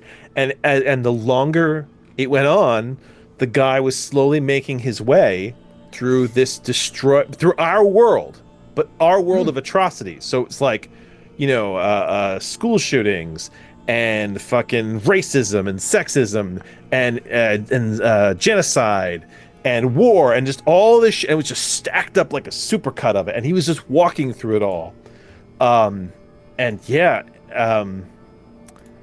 Luckily, I woke up before a decision was made. But it was a weird dream. Yeah. That's great. But you should explain Mad God. Now that we're this far into it, you should actually explain the movie. I mean, I did review it, so you can go back and listen to that. But essentially, it is... whether there is an actual linear story or not is debatable. We'll get into that. It is a series of vignettes that are basically the brainchild or the brain expulsions of a very well-known. It wasn't released. It escaped. Another one that yeah. Well, no, it was cesarean sectioned because it took so long. So I would say it was brought out over a long course of time. But Phil Tippett, who's a very well-known special effects artist, particularly likes to do stop motion. This is a stop motion film, about just short of an hour and a half. That was something that he has been working on since, he initially was sketching ideas and doing parts of it from 1987 until 2021, I believe, or something like that. But essentially, he would work on it in bits and pieces over time with students of his. And I know it went to some festivals, and then eventually I think Shudder actually agreed to release it. And there is a summary. I will read it because I suppose it is somewhat accurate. Yeah, but it is literally accurate. I don't think the summary is accurate, but go ahead. I'm going to replace a couple of words because I don't know that they're correct. A being travels through an underworld of various creatures, ruined cities, and assorted monstrosities forged from the primordial horrors of the unconscious mind of Phil Tippett. That's accurate. Okay, that's accurate, yeah. Yeah. The actual synopsis assigns more meaning than I just did because I think it's trying to ascribe... Oh, okay, here's the actual synopsis that I'll read off IMDb. You tell me if mine or this one's better. Yeah. The assassin travels through a nightmare underworld of tortured souls, ruined cities, and wretched monstrosities forged from the primordial horrors of the unconscious mind of Phil Tippett. Yeah, no, they're adding intention. Yeah. They're adding agency and intent that is not there. So this movie for me, right? I break this movie up into three pieces. And it's the two end pieces that make this movie palatable to me because you have the entity. It's honestly it is an automaton of some kind. You have an overworld, but honestly you don't even know if it's over or not. You have a place where these gas mask people descend from. And they have been doing it for a while. That is the idea that you get, that they've been at this for a while and failing at whatever it is they are trying to do. And the first descent is where the first gas mask automaton goes down. And he tries going through one part of this space. Now, I don't know if it's an underworld. I don't know if it's hell. I don't know what it is. I mean, honestly, it is almost like there is a god. And he is trying to trap. These are the minions of a god, not the god, but a god. Well, we should say it does start off with a quote from Leviticus about God being pissed off and sick of these people, and it's time to get rid of you. But the thing is, I almost get the sense that there are many paths that you can take to kind of get to the place that these guys want to get to. And I think that's what I was going to say is I think that is simply meant to say that there is some type of ending being brought about. Yeah, or that has already happened. But I almost got the sense... So I think this movie has two powers, which I think you've got... I don't know if it's two powers, but I think you've got two players in this movie for me. And that's you've got the long fingernailed... We'll call him the Overgod, because he's the one that all these guys are descending from. You've got this Overgod. And then you've got... I like to refer to him as Dr. Death, who basically looks like death. He's a floating, almost Grim Reaper with a what do you call it? A plague mask, right? Yeah, plague doctor mask. Yeah, and he has his own laboratory, right? And I think that these people want different things.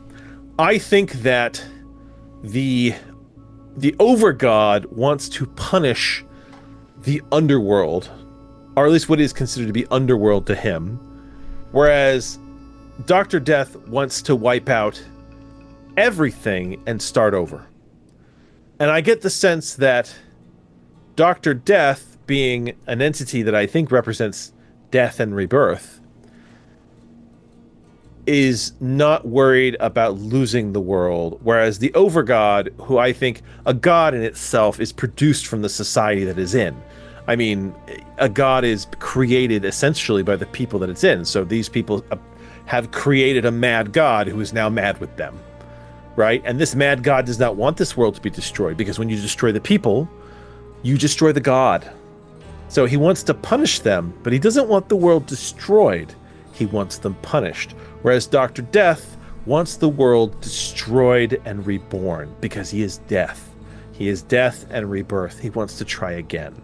Now, it's weird that I apply this kind of saving logic to Dr. Death, but that's kind of the sense that I got. Dr. Death doesn't show up, like I said, till the second phase of this. So phase 1 is the first descent, where the gas masked automaton coming from the overworld comes down, and the overgod sends them with a particular map through a certain part of the underworld to get to a place. And this doesn't work. It doesn't work yet again. Now, you know this is a mad god, because this kind of goes back to that idea of what is the, I mean, it's not true, but what is the definition of insanity? Doing the same thing over and over again, hoping for a different result, right? And that is what this mad god has done, where he has sent this guy down, and you realize that, that where this automaton ends up, every single one has been caught, right? And the suitcases, which have explosives in them, never go off. But that first descent lets the viewer see what this underworld can look like.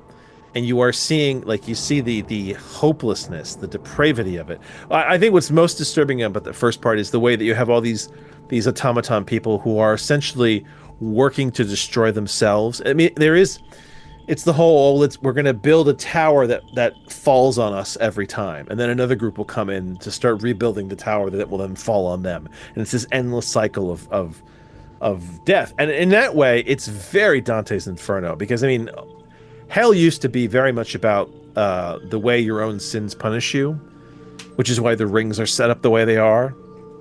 So there's a lot of that in there for me, and that first descent basically showing you this what the overgod has worshiping him to some degree, or not, and what he's mad with, and how bad it is, and how bad it can get. The second descent, and then the first descent ends with basically that particular minion being caught, and whatever it is, I think to some degree, my interpretation is whatever is powering him, being that magic or that energy being stolen away, which looks like a giant worm baby with teeth, right? And that's a huge autopsy sequence, which is very well done. That at that point is the turning point in this movie, because it goes from being quite horrible and desperate to being absurdist horror. I think at one point you said it looks like there's red jelly everywhere. Where the doctor is like elbows deep in this guy. I mean, if his arms were really that deep in this guy's body, they'd be on the floor. But he's pulling out jewels and all sorts of shit until he essentially finds the essence of the automaton, the core person, perhaps. And it's taken away. And then you don't see that again until Act 3. Act 2 is what I like to call the second descent, where the overgod, who you now see, you see the overgod. He is an old man with very long fingernails. He is alone. He's watching everything. He has like radar and maps, and he has an army of mindless automatons, which makes sense because a god has his army of faithful believers who don't question him, right? And so the mad god, the overgod, keeps sending down his faithful believers to the underworld to punish them for whatever reason he feels they need to be punished. So this second descent, the mad god goes to his seers. He literally has 3 seers who look like the fates from like the Greek myth, where like they've got the strings that they're cutting and everything like that. And they sew him a map. This is a different map. The first map was made of paper and fell apart. This is a map on what looks like flesh. And this faithful automaton takes the map and goes down and goes a different path this time. Now, this time, rather than wandering through depravity and torture and hell, we go through war. And you see decimated cities. You see weapons of mass destruction that are endlessly locked in combat with each other, even though there may not actually be any people there anymore, right? You see war. And it's war all the way through. I can't remember. How does that automaton die? Do you remember what happens to him? One. Okay, wait. I'm trying to remember if we actually see him. I don't think we see him die. I want to say we don't see him die. Because I remember. I think it wanders off to Dr. Death's minion at that point. So for the second, I remember he drives through. Okay, I remember he drives through all he's on the war Jeep stuff, and he drives through. Yeah, and then, but I think what happens is he eventually gets far enough in that you find the you get to the shit monsters that keep beating each other up. Yeah. So the thing, so the second automaton really only gets you past this area of war, at which point you switch over to phase 3 of this movie, and phase 3 is Dr. Death's laboratory. And what essentially is, you start out with Dr. Death's Igor, because that's essentially what it is. Igor, and a day in the life of Igor, who's a giant warty monster of a person, who essentially keeps Dr. Death's place functioning. He keeps the shit monsters from fighting with each other by electrocuting their brains till they vomit, and he feeds the spiders, the miniature people, ant people, whatever they are, in the in what looks like a beautiful, like, what do you call it, like an aquarium. It's like a little neon garden in a jar. Yeah, and honestly, that's where you meet the two coolest characters of this whole movie, which is the two cockroaches playing cards. Poker roaches. Who are so laissez-faire about the whole thing, but they're just kind of sitting there going, whatever, man. Oh, big spider's here. It's going to eat those guys. Let's keep playing cards. Which I think Casual I said to you. poker roaches. I think I said to you that if I had to be anyone in this movie, I'd want to be one of the cockroaches. Yeah. And so you go about the day with fucking Igor here, and then Igor eventually meets with Dr. Death. Dr. Death has gone and gotten the life force from that one true believer automaton, right? Which is the worm thing with teeth.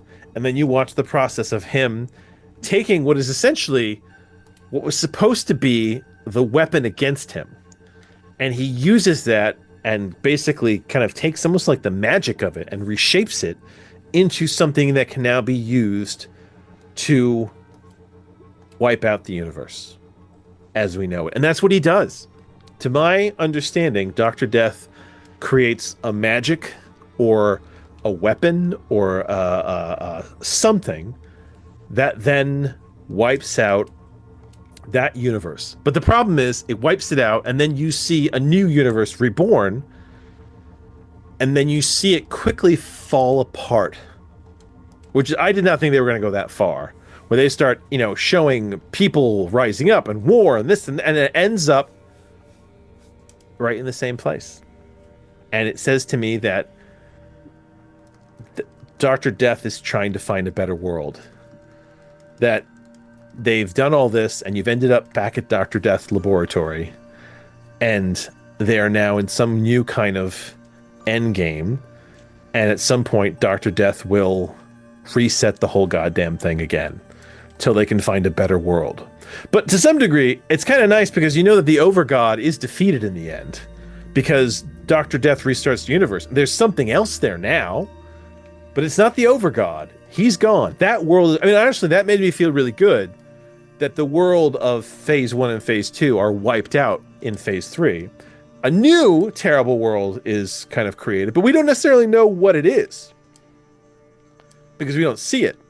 We just end up back at Dr. Death's laboratory, which I get the sense that Dr. Death's laboratory, because you're dealing with a being who is death and rebirth itself, kind of exists outside of, he's kind of a existence parallel. He's not actually in the universe. He's kind of parallel to it because he's an entity. He's he's a living idea to some extent. Like the fucking laboratory at the end of the universe, just kind of hanging there on the edge. So that is that's kind of my basic level interpretation of this movie that honestly happened fairly quickly. Like, by the end of watching the movie, I had already had like kind of the germination of this concept. And then after my weird dream and thinking about it this morning for about 5 or 10 minutes, this was fully formed. It came right out, and I was like, yeah, that makes sense to me. And I had it all kind of broken up into like I said, phase 1, phase 2, phase 3. And it's pretty neatly organized in my head now. And for me, the movie now has an extremely strong narrative, but I know that that's mostly me applying my own weird logic, which you kept saying, don't apply logic to this movie. But it's weird because now that I have my own internal logic, the movie makes a lot of sense to me. And I think I said to you at the end, I feel like you have to watch the whole movie to then go back to the beginning and watch it again to understand what the hell's going on, because it isn't really explained till the end. Now, I know that the director himself has said that he doesn't have an explanation for it, is whatever it is, and that's great. This is like Angel's Egg. You find your own story in this, which is very scary, and most people don't like it, to have to be your own storyteller. This is another one of those movies. And so that's the story I told myself based on his imagery. Good. That's great. Thoughts? Prayers? No, I think that's a valid interpretation. Nothing in the movie contradicts anything that you said. No, and I don't get me wrong, I'm not saying this is the only interpretation. You know me, this is just my personal vision of it. Yeah, and I think for me, I think I have pretty much, I've watched this now 5 times. This is my 5th time watching it. And I've somewhat cemented, because the first time I watched it, I don't think I knew what to make of it. Outside, I loved it visually. And then... it is amazingly well done, just so we're clear. Yeah. Oh, yeah. No, that's what I'm saying. But literally the first time, I didn't know if I was ever going to take anything from it except for the visuals, which would have been fine. I really would have been okay with that. But having rewatched it, and I think this was true the last 2, well, I should say, including this, the last 3 times I've watched it, I take the title literally. And that is that there is no actual plan of any kind. That this is a universe from a deity that I don't think we see in the movie at all, anytime, ever. Some kind of elemental force that is completely without reason, without meaning, that simply allows things to happen and changes at a whim that I don't even necessarily feel has a full intelligence behind it.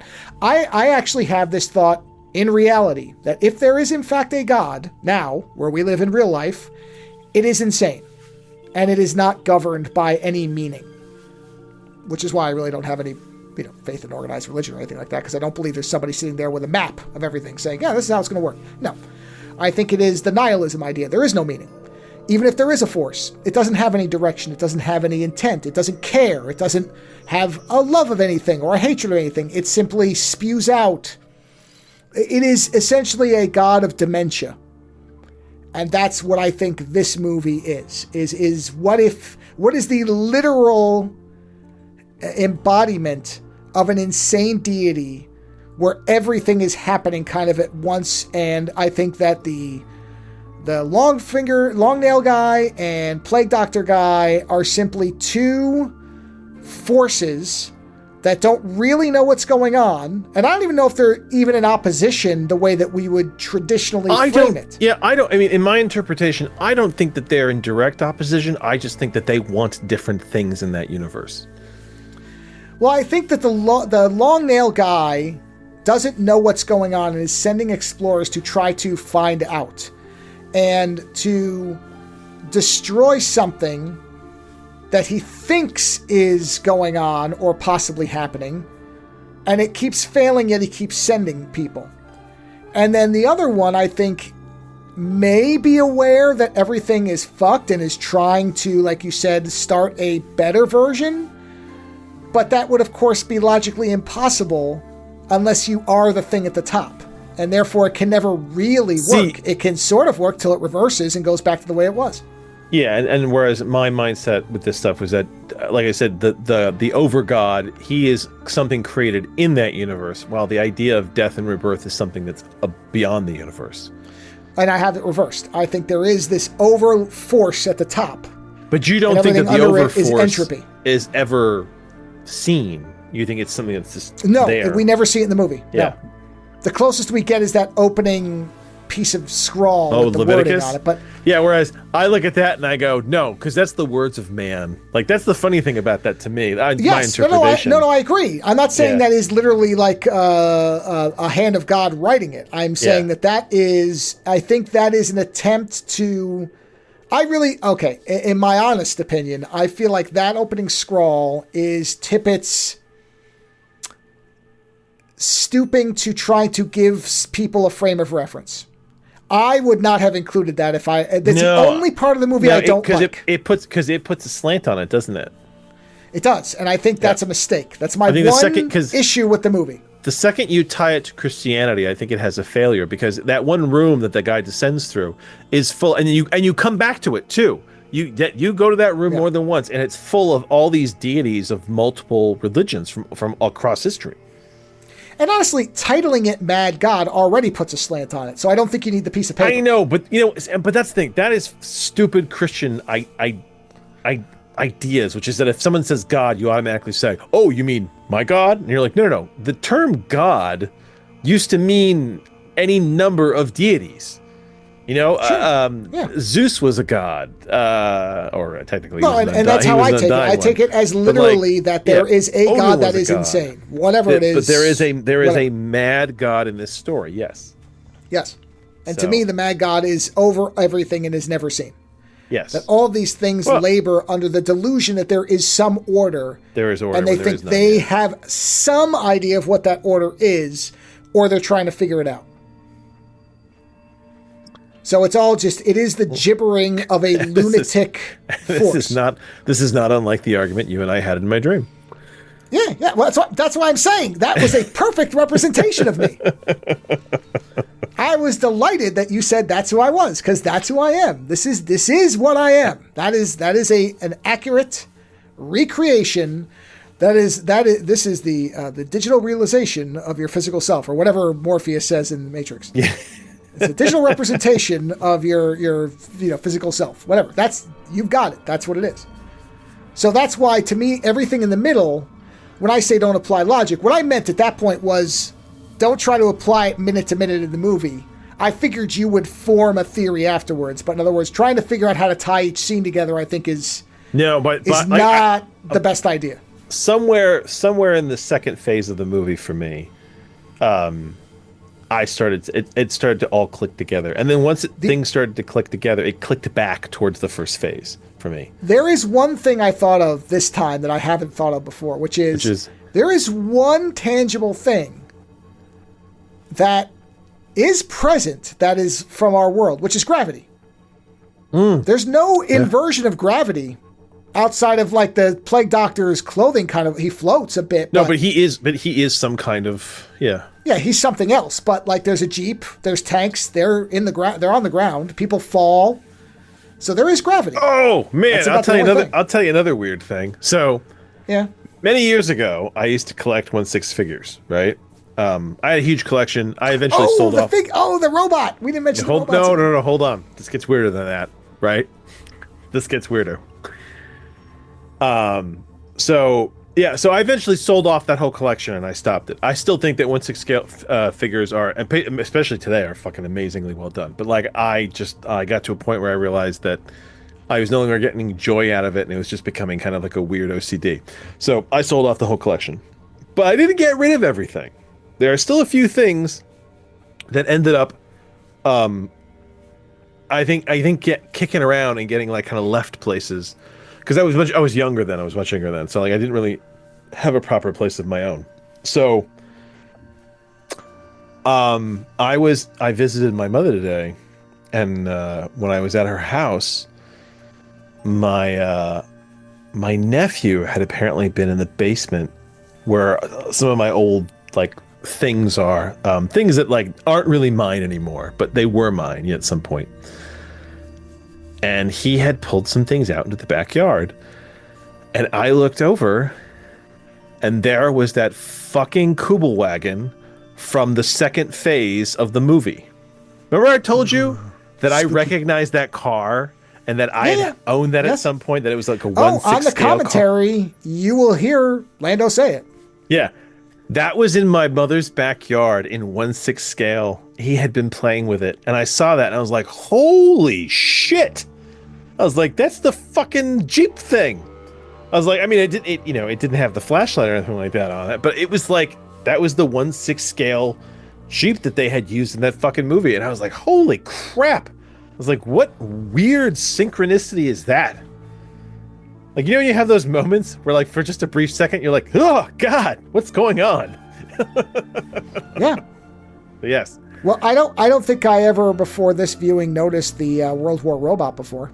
I don't remember seeing it before. In the background? Yeah, even though it's clearly there. I think I was just so focused on what was going on. I never saw it. So clearly there. Well, we have different, you and I have different pattern recognition. And that is something that comes out in this movie, which is that different people will see different things because there's so much in there.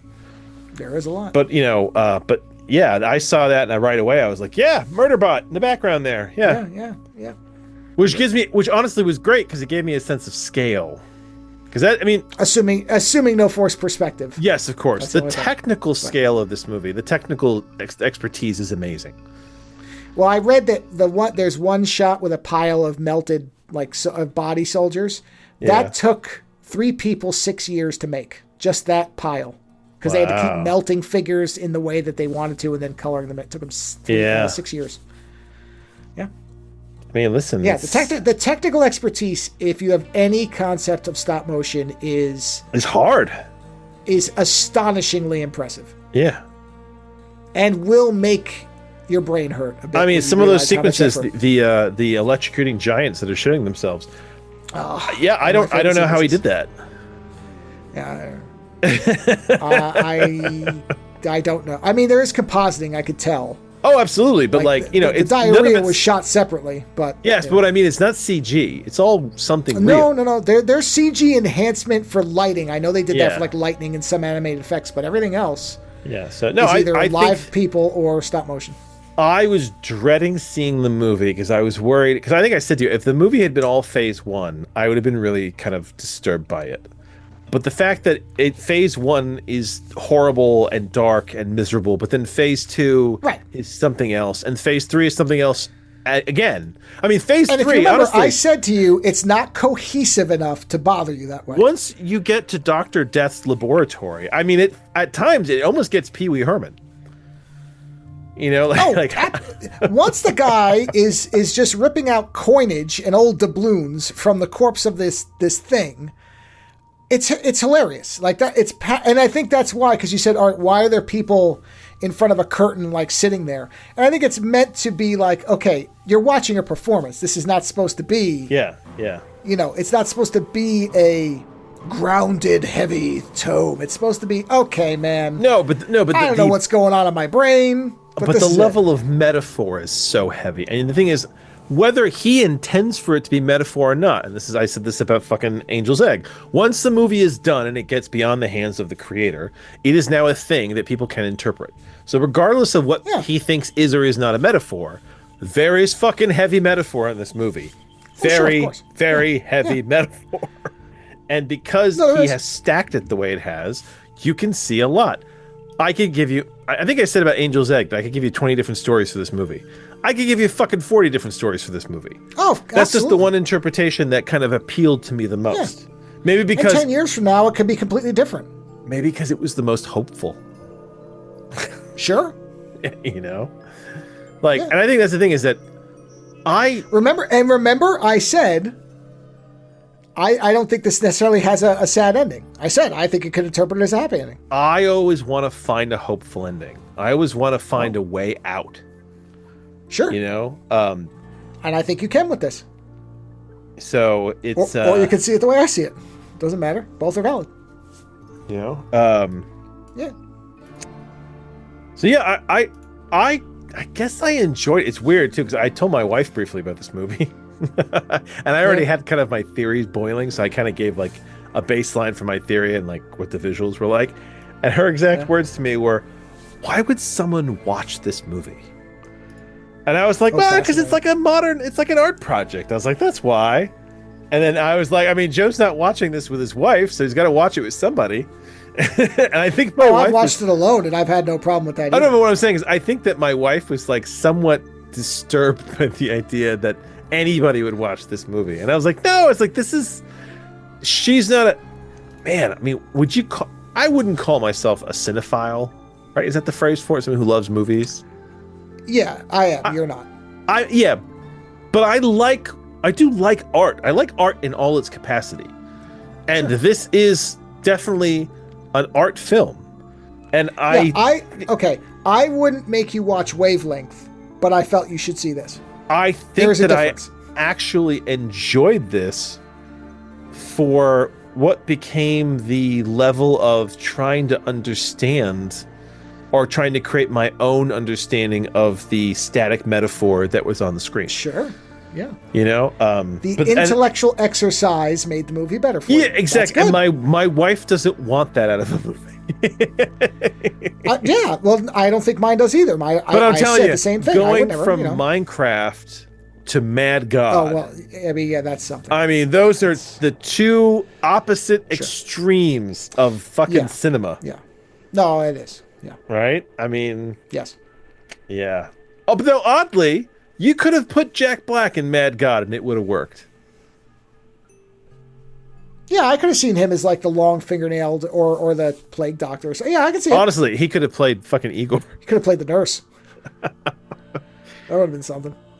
Yes, yes, the nurse. The nurse who actually, I mean, I will say this for this movie. At one point, the nurse brings the magical life force entity thing to Dr. Death, and the gate opens and she hands it to him, and then it closes and the baby is crying.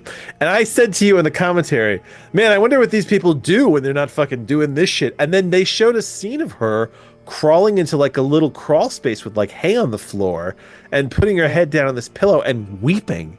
And I was like, oh my God. It's like they actually answered my question. Yeah, like that was uncanny. Yeah. So yes, I enjoyed it more than I thought I was going to. I did actually enjoy it. I do think that it is it is a work of art. I mean, this is my second like little happy moment in the last because on what was it, 3 days ago, the Twit Network, which I'm a member of, they do a book club, and I was on it because I've been on every one so far that they've done for like the last 4 or 5 because I will just never pass a chance. And I had sent one of those hosts a copy of Stalker because I sent 2 people a copy of Stalker. Right? What, the was it somebody the Tarkovsky movie? Yeah. Oh, the movie. Okay. And the movie. And Aunt Pruitt, friend of the show, Aunt Pruitt, could not make it more than 20 minutes through it. He gave up, which I understood. I told him I don't look down on you for it. I understand it's not for everybody. But the other person I sent it to, Stacy Higginbotham, who is an IoT writer who now works at Consumer Reports, she got it and she enjoyed it. And I was like, that's awesome. I converted somebody. Yes. It's such a rare thing when I can get somebody to like Stalker who isn't already given to like it. Appreciative gets of it. Yeah. Yes. And this was the other one, is I wanted you not to hate. I didn't want this to be a movie that bothered you. I was pretty confident you didn't want it to be Alien Covenant is what you were worried about. Right. And I was pretty sure. That's why I kept pushing it, because I could feel you being like, I don't know. No, like, listen, it won't be. If it had been phase 1 all the way through, I wouldn't have liked this movie. Which was my point about this is not a cohesive film in the way that others are. It shifts the way it does. And it does different things. Yeah, yes. And here's the thing, even in phase 1, it's disturbing and it's sad, but it is still incredibly well done. Which is interesting, because I don't find any part of this movie sad whatsoever.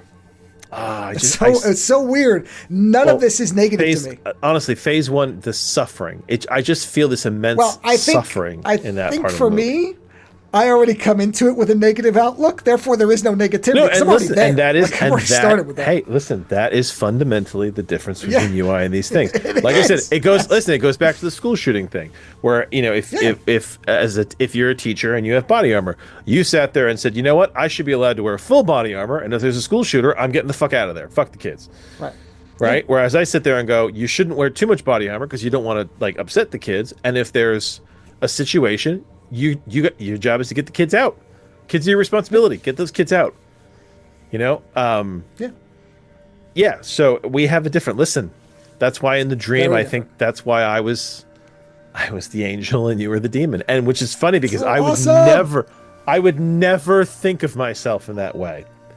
Do you know what I mean? Like at all. And I would absolutely think of myself that way. I would be the worst fucking angel as far as I'm concerned. Right? Honestly, I probably Until have more, you get compared to some others. I probably and then you have look more. a lot better. I probably have more in touch with the Gregorians, you know, but then again, those were wiped out. Sure. But that's why it was such a strange dream to me.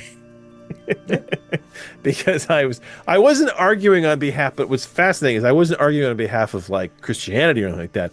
I was arguing on behalf of the human race. Whereas you were like, no, dude, look at this. No, we're good. Let's start over. Yeah, it's over with. Done. Yeah. Reset. Yeah. Yeah. So, Yeah.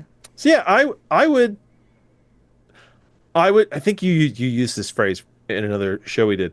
I would advise a very specific minority of people to see this movie. Yeah.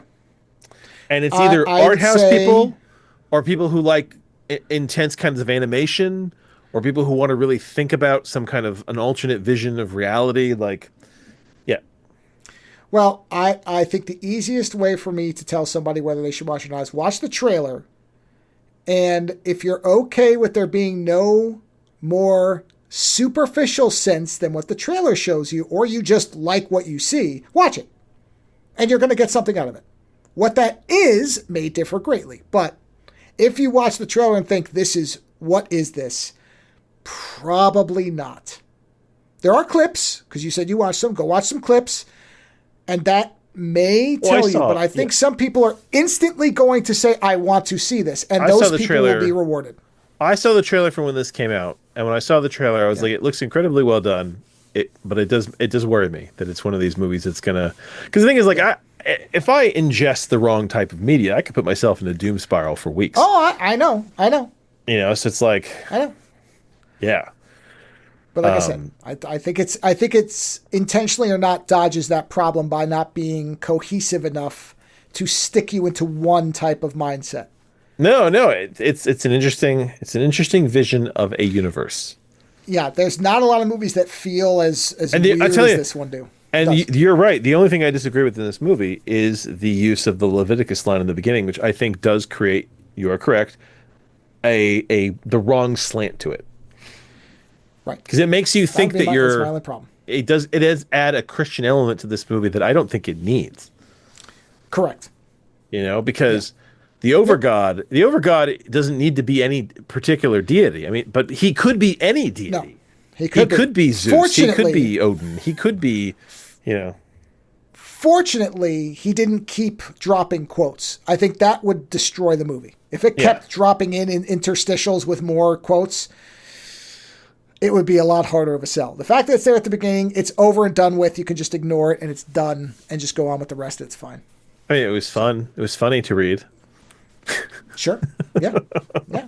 It's over on Patreon. It will be over on Patreon eventually. It's going to be a ways off, but it will be there. So you'll be able to see it. Yeah, we're way outpacing your releasing of it. Oh, yeah. That one's February of 26. So it's a ways off. That's fine. That's fine. That's okay. I don't mind that. It gives people, it means there's going to be stuff consistently for a while, and it takes the pressure off me. I'm good with that. It's fine. Yeah. So yeah. And that's it, everybody. We're at the end. Mad God is a one of a kind. It's a project. It's definitely a fascinating art project. I don't know that we'll ever see anything else like it again. I don't say Because that. I probably won't be alive in 30. I may not be alive in 30 years, so we'll see. Well, there's that, yeah. But oddly, that's what I mean. A totality of this, where somebody had a 30-year endeavor and it came out like this. Not that we won't see something creative, of course. We'll see that stuff constantly. Honestly, the worry with this is the fact that as studios shift to wanting to do CG everything, I think that a lot of these arts get lost. Well, I mean, the fact that he's had students helping him this whole time gives me some hope that people do appreciate this and they will keep doing it. Well, I think it'll be something where it may be that somebody, demand doesn't matter as much. It's going to matter less that it can find an audience. What I mean this found its audience. What I mean is that if you don't have a demand for certain types of skills, there are less people then go looking for those skills. Do you know what I mean? Well, it may not be something somebody's paid for, but if it's something that you can, because that skill can benefit another skill that is in demand. So there's that hope. You still have to, the fact that people worked on this through 2022, 3, 4, whatever it was, that he had students still helping him means there are people and there's going to be that subset. Because people were saying that about the Muppets, that once there was CG, the Muppets won't be, well, guess what? The Muppets are still around. They may not be the same, but they're still around and people still appreciate it. It's just, it becomes a smaller art, but it doesn't disappear. Yeah. So, we'll see. That's it. So on that note, we didn't even hit the 2-hour mark, so I'm going to get us out of here so I don't have to play the sound, because even with the intro and outro, I think we're going to be okay. So thanks for listening. Have a great weekend. Consume whatever you want. We'll talk to you again next week. All right, bye, everybody. Visit OzoneNightmare.com to subscribe to new episodes, browse through our back catalog, or to find links to support the show. Follow @OzoneNightmare on Twitter for the latest episode postings and other show information. If 280 characters just isn't enough, you can always email us, theozonenightmare@gmail.com. The opening theme for the show is provided by Heartbeat Hero. The closing theme is provided by Ogre. Please visit and support these artists using the links in the show notes for each episode.